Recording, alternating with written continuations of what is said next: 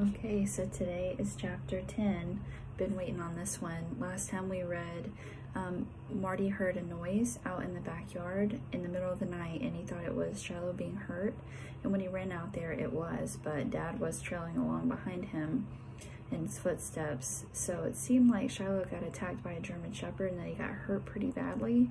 And so we're going to see what happens. Now Dad knows, so we know that Dad hasn't been very happy about Marty's feelings for Shiloh, and we definitely know that he doesn't want Marty to have Shiloh. So we'll see what happens now that Shiloh is actually hurt. We'll see what he does.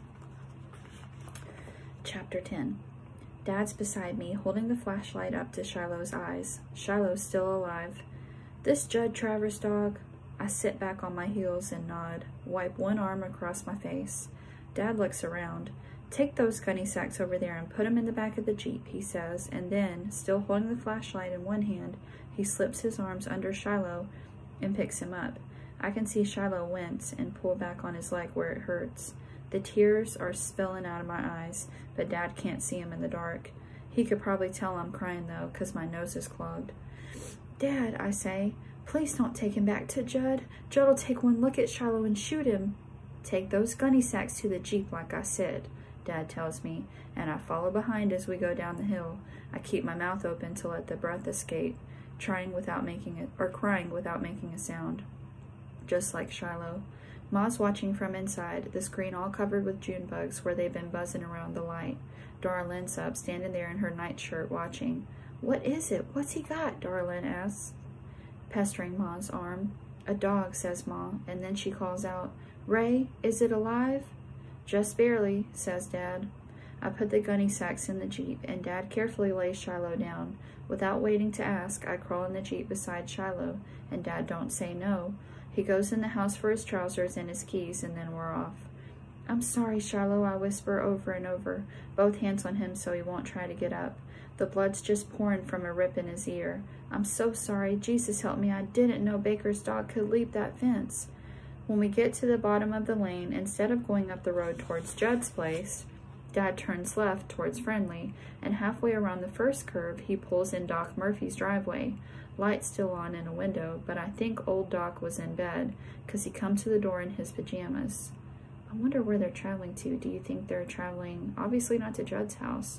It says Doc Murphy, so it sounds like a doctor, but it says that he's in his pajamas, so it seems like obviously it's in the middle of the night, so they're driving to his house. Ray Preston, he says when he sees Dad. I sure am sorry to bother you at this hour of the night, Dad says. But I got a dog here hurt bad, and if you could take a look at him, see if he can be saved, I'd be much obliged. We'll pay. I'm no vet. Oh, okay, so now we know, says Doc Murphy, so it must be their family doctor. I'm no vet, says Doc Murphy, but he's already standing aside, holding the screen open with one hand so we can carry Shiloh in. The doc's a short man, round belly, don't seem to practice what he preaches about eating right, but he's got a kind heart, and he lays out some newspapers on his kitchen table. I'm shaking so hard I can see my own hands tremble as I keep one on Shiloh's head, the other on a front paw. He's sure bleeding good, I could tell you that, Doc Murphy says. He puts on his stethoscope and listens to Shiloh's heart. Then he takes his flashlight and shines it in the dog's eyes, holding each eye open with his finger and thumb. Finally, he looks at the big, ugly wound on Shiloh's hurt leg, torn open right to the bone. The bites around Shiloh's neck and the ripped ear. I turn my head away and sniffle some more. I'll do what I can, Doc says. The thing we gotta worry about now is infection. That leg wound is going to take 20, 30 stitches. What happened? I figure Dad will answer for me, but he don't. He just turns to me. Marty. I swallow. Big old German Shepherd chewed him up. Doc Murphy goes over to the sink and washes his hands. Baker's dog? Every time that shepherd gets loose, there's trouble. He comes back to the table and takes a big needle out of his bag, fills it full of something. Something makes Shiloh numb, maybe. This your dog, son? I shake my head. No? He looks at me then, at Dad. Dad still won't say nothing, makes me do all the talking. While the doc leans over Shiloh and slowly inserts the needle in his side, I get up my nerve. It's Judd Travers, I tell him. I gotta start practicing the truth sometime. Judd Travers? This the dog he's missing? How come you brought it in? I've had him, I say. Doc Murphy sucks in his breath and he lets it out a little at a time. Woo, he says, and goes on about his work. Don't know how long we're there in Doc's kitchen, Dad standing over against the wall, arms folded, me with my hands cupped over Shiloh's head while Doc Murphy washes the wounds, dresses them, and starts stitching the skin back up. Once or twice I feel Shiloh jerk, like it hurts him, but when he lays too still, I don't know if it's because he's numb or if it's because he's dying. The next 24 hours will know if this dog's going to live, the doc says. You check with me tomorrow evening. We'll have some idea then. I can keep him here for a day or two, Ray. Then if he makes it, you can take him on home. I put my face down near Shiloh's again, my mouth next to his ear. Live, Shiloh, live, I whisper. Hardest thing in the world is to leave Shiloh there at Doc Murphy's, the way his eyes follow me over to the doorway, the way his muscles move like he's trying to get up when he sees me leaving. Second hardest thing is to crawl in the Jeep with Dad afterwards. There isn't a word passed between us until we get home. Once Dad turns the motor off, though, and I'm all set to get out, he says, Marty, what else don't I know? What? I ask. You keeping Judd's dog up here on our hill? Got a place for him all built, never letting on? What else are you keeping from me? Nothing, Dad. How do I know that's not another lie? 'Cause it's not. You saying so don't make it true. I know then what Ma meant. But it's not all so black and white as Dad makes it out to be, neither, and sometimes when I get mad, it clears my head.